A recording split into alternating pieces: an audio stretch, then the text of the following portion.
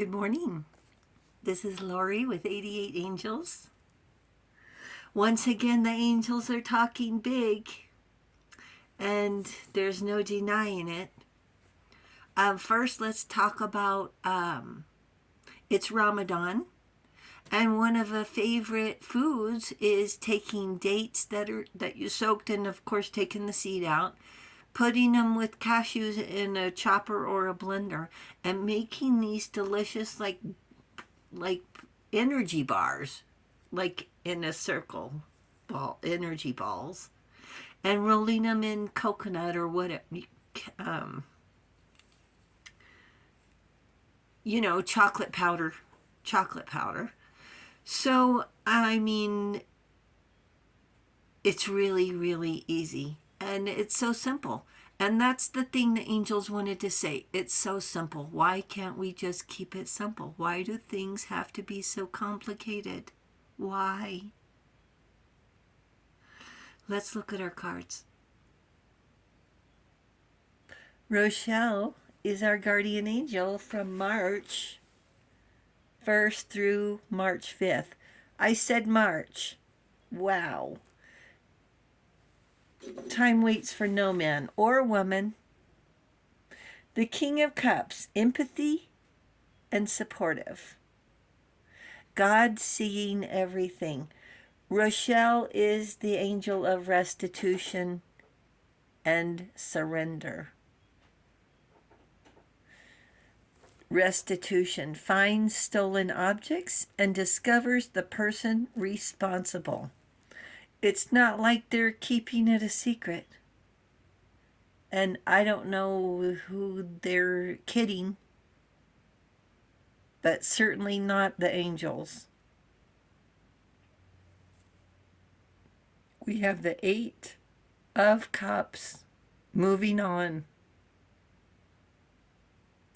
He's got one cup in his pocket, maybe for posterity,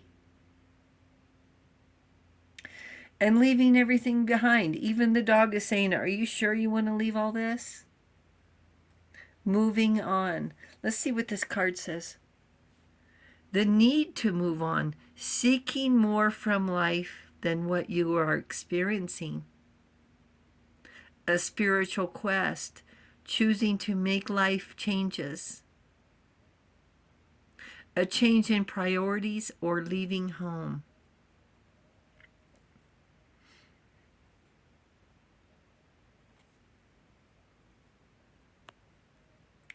The Three of Wands. What does that word say? Oh, it says opportunity. Wow, the opportunity card. Three of Wands is teamwork and travel. Opportunity. Planning for the long term. Abundance from past choices. Pride in the success of your labors. Be patient as you decide what's next. Yeah, don't hurry into any big decisions, okay? But there it is, opportunity right there. She's ready. What a beautiful dress. Ramadan is for self-actualization. And moving on isn't always a bad thing. It might be temptation you're leaving behind. A poisoned carrot offered like an empty promise. If only we could do this or that, we would be good enough, maybe. Just out of reach, chasing an elusive goal, running us in circles until we finally say enough is enough. I mean, sure, it would have been nice. We can wish all we want, how we wish things could have been different, play the scenarios in our head, but what would have been the cost? Our soul, our dignity, our freedom. And once we do one or two things, then it's hard to get out of the vicious circle of manipulation.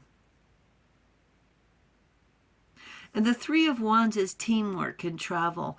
If they wanted to cooperate, be flexible, meet in the middle,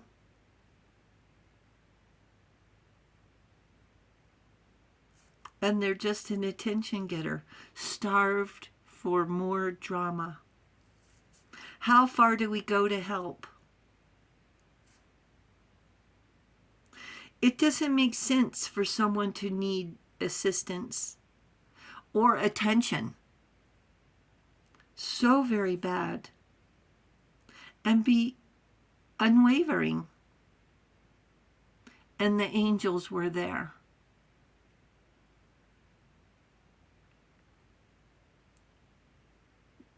We couldn't have been more confused. Why? It is their way, on their terms. Too many demands. I want it like this. So I think what happened was Miss Drama Queen called 911 to get attention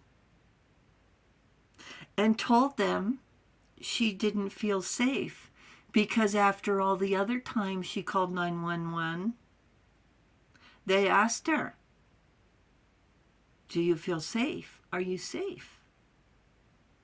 And I think she picked up on it and said this time she didn't feel safe.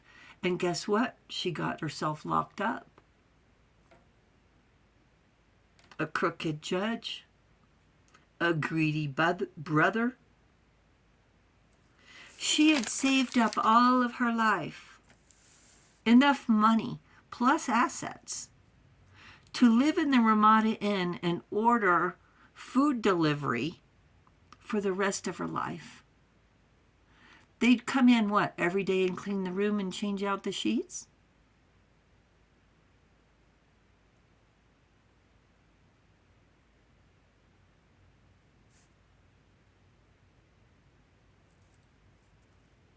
$5,000 income plus assets? The low-down facility lied, talking about what fun she had lifting weights. Who lifts weights? I mean, honestly, don't they normally collect dust? She's like, I don't lift weights.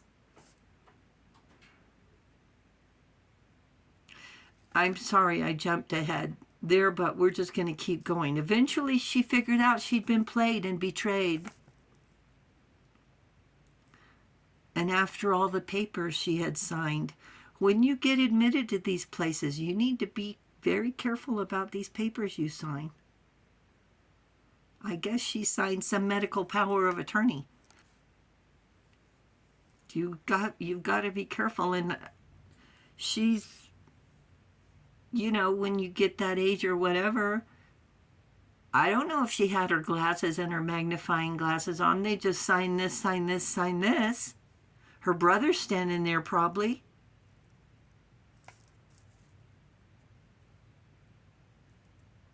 Then she wanted to change her mind, but they wouldn't let her. They all have their hands in the till.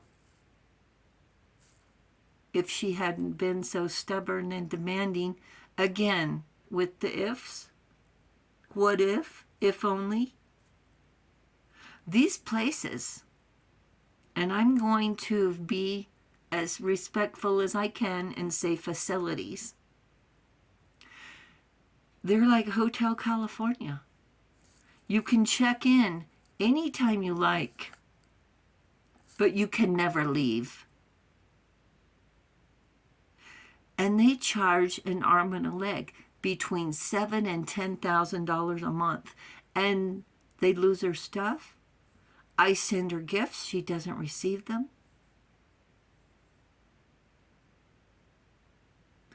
The delivery people take pictures of her holding the flowers, holding the gifts I sent, and they disappear at the snap of a finger.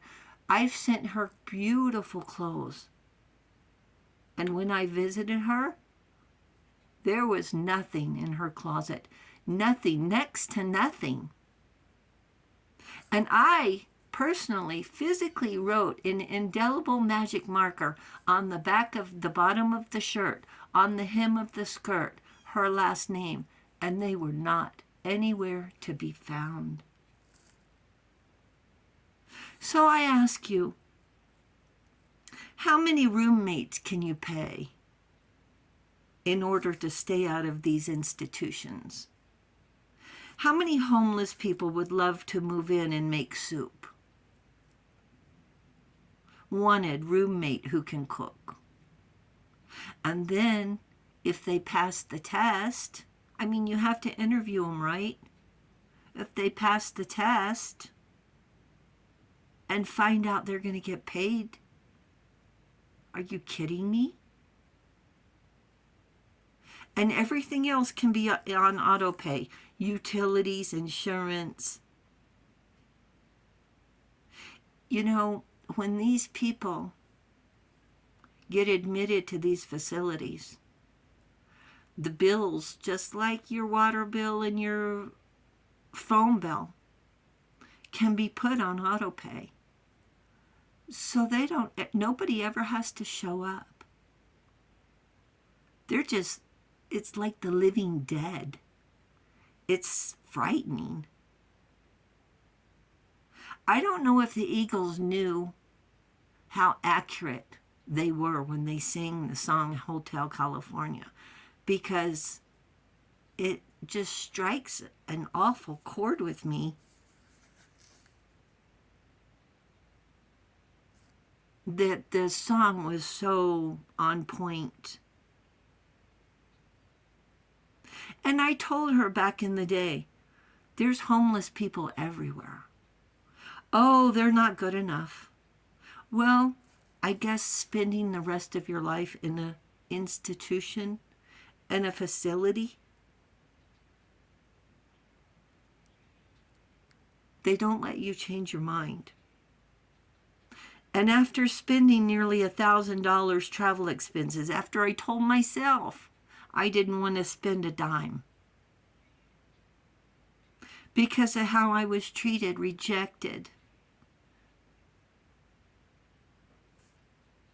At the end of the day, I found out the truth.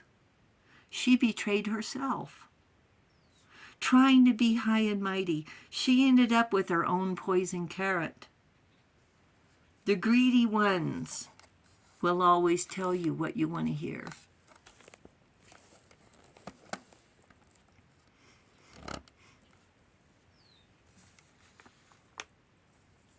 Oh, I'll take care of you. You're my favorite cousin. You're my favorite sister. I love you all of a sudden after not seeing you for 25 years. That's the part they don't leave out. And that's the part that the angels are telling you in your ear. And the red flags are going up. And the papers are there to be signed. And they hand you the pen. And instead of throwing the pen across the room and telling them to get out, they sign the papers.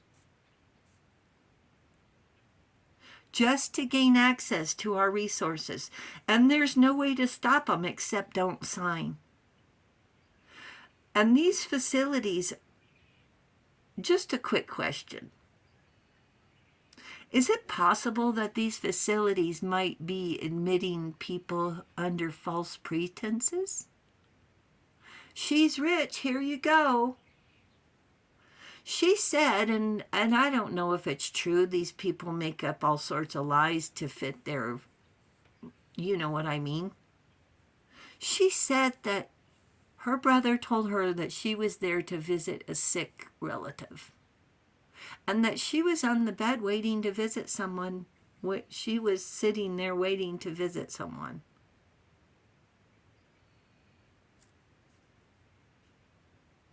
As if they got paid off too. They have their hand in the till, I hate to say. I hope to God this story does not resonate with you. I hope it does not strike a chord. Rejection is protection, and the angels were there. I was ghosted, given the silent treatment. Time for Eight of Cups to move on, to do everything in my power to avoid do-gooders. Angels say miracles are on the horizon. So last night I went to bed and the clock said 9:38. And I woke up this morning and the clock said 9:38, and I thought I had slept for less than a minute. And during all this energy blast, my clock stopped. But it still was lit saying 9:38. Isn't that the craziest thing? But listen, this Hotel California, it's a real deal. And it's not pretty. And don't sign papers. That's all I can say. Don't sign papers. If she hadn't signed those papers and just made decisions off the cuff, she could get out. She could do any. She signed over her house to a do-gooder who she hadn't seen for more than 20 years. And I don't know. They talk about these do-gooders making their bed and getting old and all this, and I guess it's true. I don't know. I'm not an expert, but it's pretty scary what's happening. And I listened to a couple of YouTube videos. All of a sudden they popped up, which is what the angels do, but talking about these places that they don't take care of you. They don't take care of your stuff. They don't have any respect for you, and they treat you like dirt. And it's just a mess. It's a vicious circle, and it's, I don't know anything that we can do except, I don't know, the homeless people seems like an untapped resource where somebody could come in and cook and have a place to live, and you pay them to hang around. I mean, how hard is that? It's got to be better than these hotels. All right? I'm sorry the video is so long. I just want to let you know for sure I love you very much. And my throat's starting to get tight. So, yeah, I love you very much. Thank you very much for subscribing. We really appreciate it. That's awesome. You're awesome. The angels say thank you. And I'll talk to you soon. I love you. Bye.